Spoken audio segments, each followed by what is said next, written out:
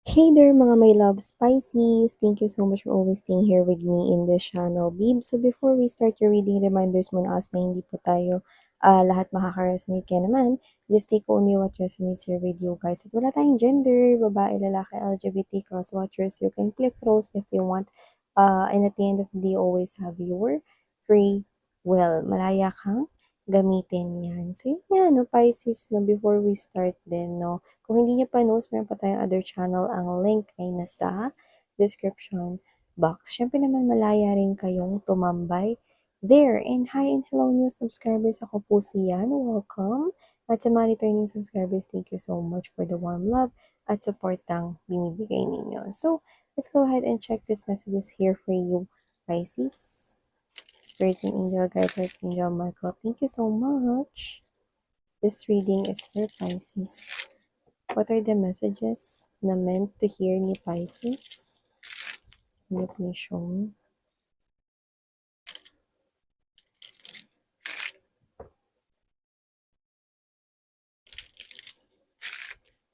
Pisces, nakakaramdam ako ng abundance sa energy mo, pero mag-ingat lamang kasi merong nagmamatsyag sa'yo.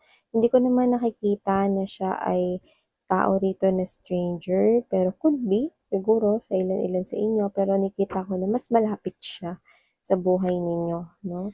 So, kung sino man siya, hindi ko siya nakikita pwede ninyong pagkatiwalaan, no?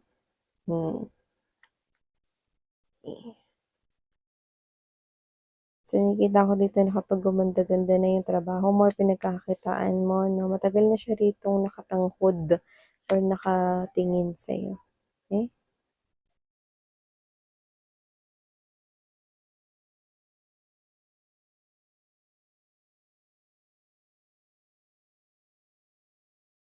Mukhang meron ditong napapraning.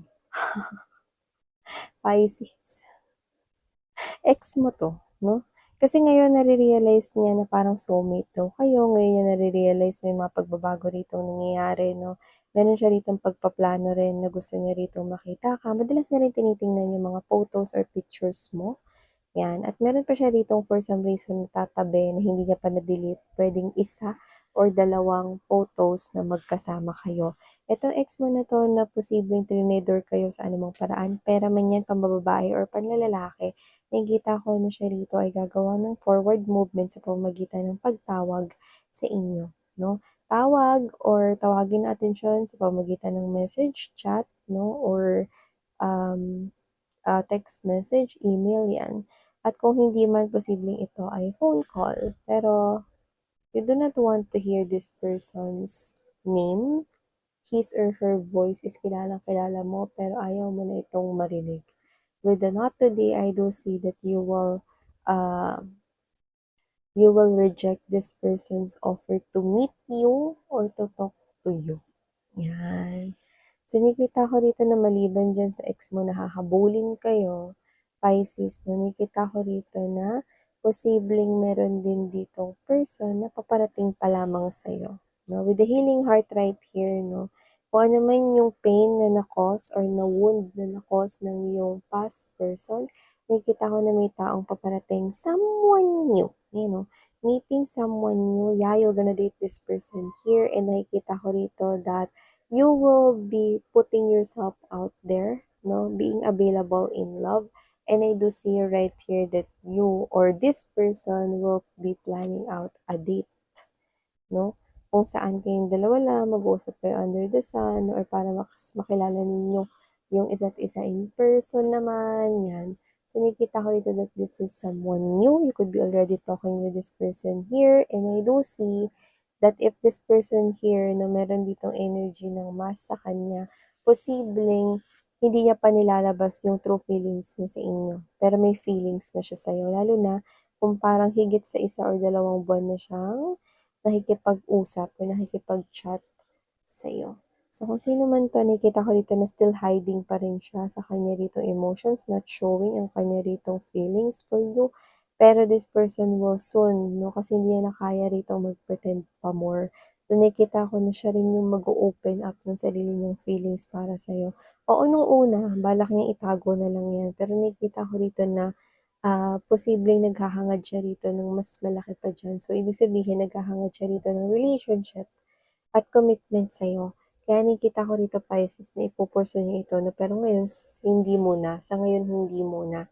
Kasi siya 'to na parang meron pa siya ritong tinitingnan or parang may inaaral pa siya rito sa sitwasyon na ito na mag-ingat lamang kasi may nakikita ako rito lalo na sa inuman nito. Ito hindi 'to para sa lahat pero babanggitin ko, para na rin sa kapakanan ninyo. So, lalo na 'no, meron akong nakikita rito babae man o lalaki, LGBT 'no, mag-ingat kasi lalo na kung pupunta kayo sa inuman. 'Yan 'no, posibleng meron dito yung parang mawala na talaga kayo sa sarili ninyo, may one night stand tayong nakikita rito at posibleng may magbunga sa one night stand na 'yan. At maiipit kayo sa isang responsibilidad na biglaan. So, ayokong mangyari yun sa inyo, for a lot of you paparating pa lamang ito. So, I hope na hindi ito, bagay na mangyari at maiwasan ninyo kasi alam niyo sa energy readings nahahagip yung mga tapos na, yun nangyayari ngayon sa kasalukuyan at posibleng hindi pa kaya isang paghahanda para sa'yo. No, i-take mo ito as somewhat here na parang isang nanay mo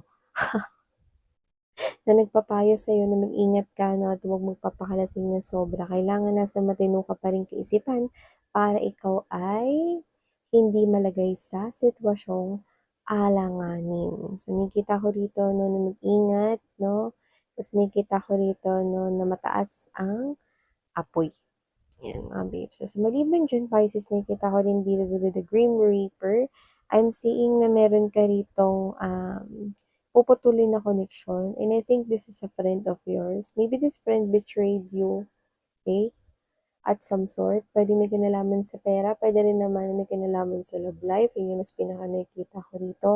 Pero you're not giving this person here a chance, even though sobrang naging close kayo nitong person na to. And I'm not in a position to judge you, Pisces, because your feelings are all valid and you're choosing not to give second chances with this friend or with this person here that once became your closest friend. However, I do see that cutting this person here will make your life more thrilling and more exciting pa nga. So, parang meant rin na talagang matanggal siya sa buhay mo.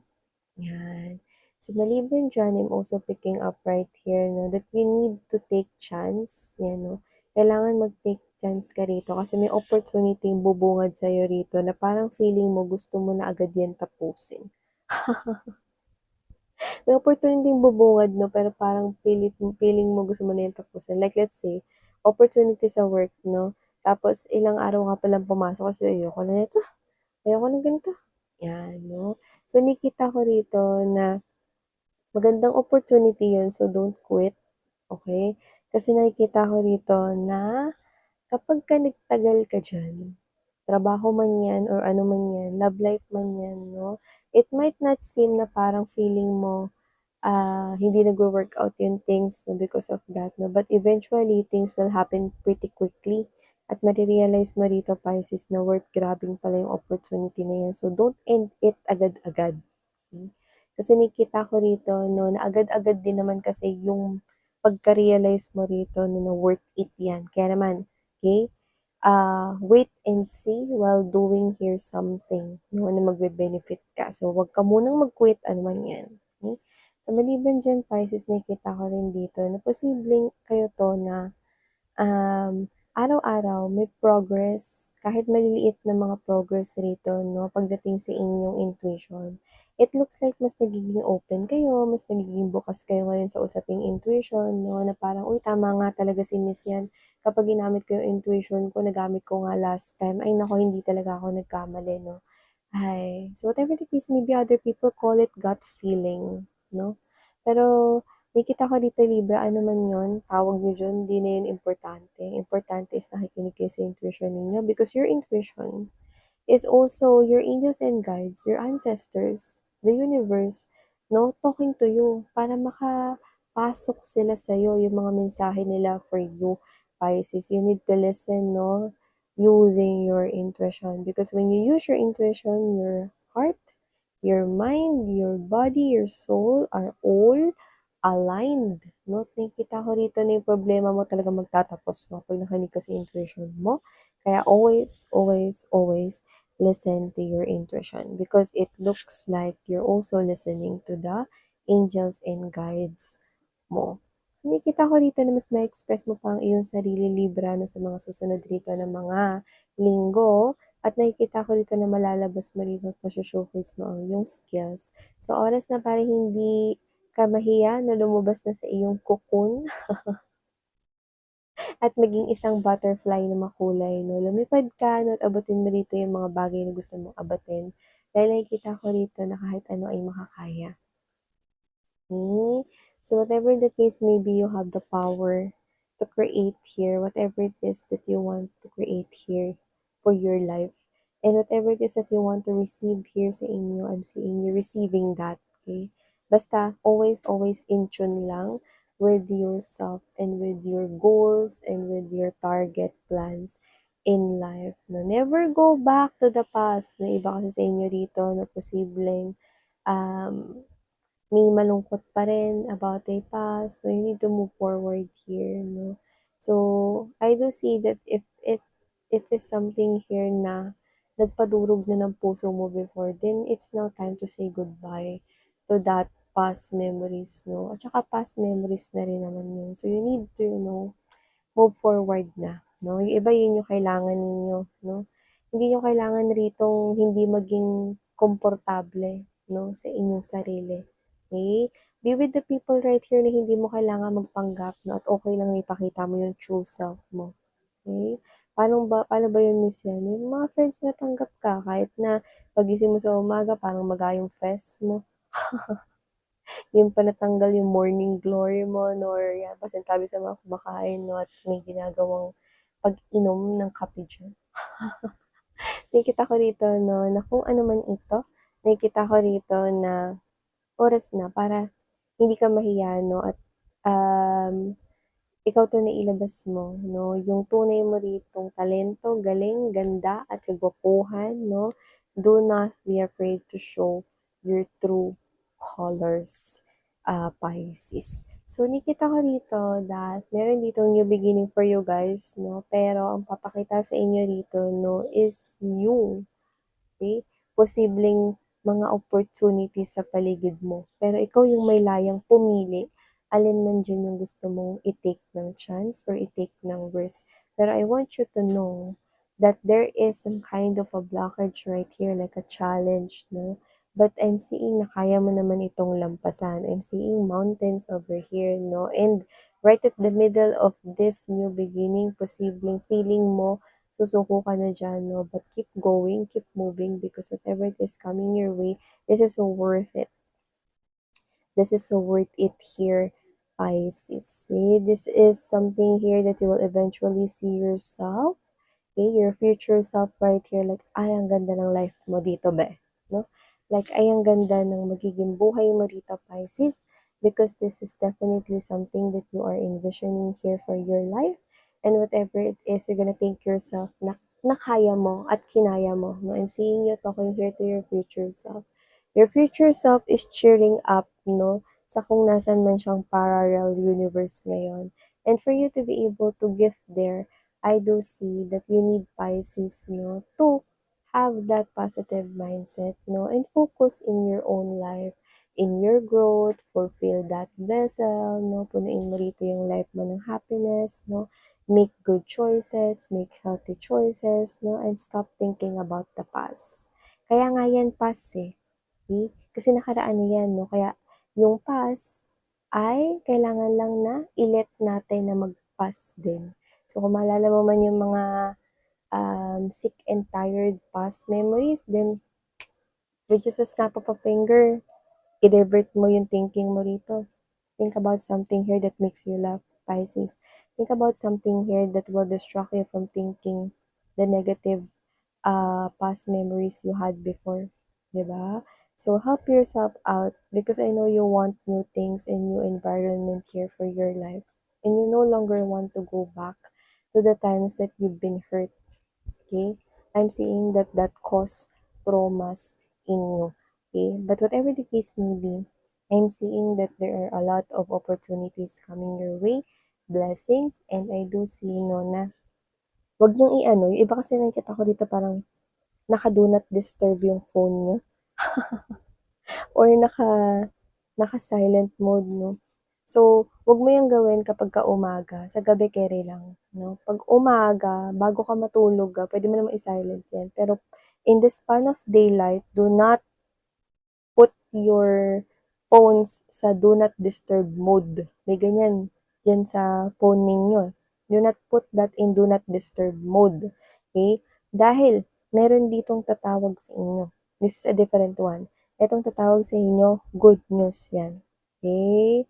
So, whatever the case may be, I'm seeing 'no, na kung may ex ditong kumukulit sa inyo, tawag ng tawag 'no, dahil siguro sa kanya kaya gusto niyo ng patayin yung cellphone ninyo or do not disturb 'no, pero nakikita ko 'no, na diyan rin sasabay yung importanteng tawag. Kaya naman, okey, make sure to be aware 'no and pay attention 'no. Tingnan niyo muna kung sino yung tumatawag sa inyo bago ninyo patayin. Kasi there's something here good news and I think this is something here exciting or magiging happy ka diyan or ma-e-excite ka.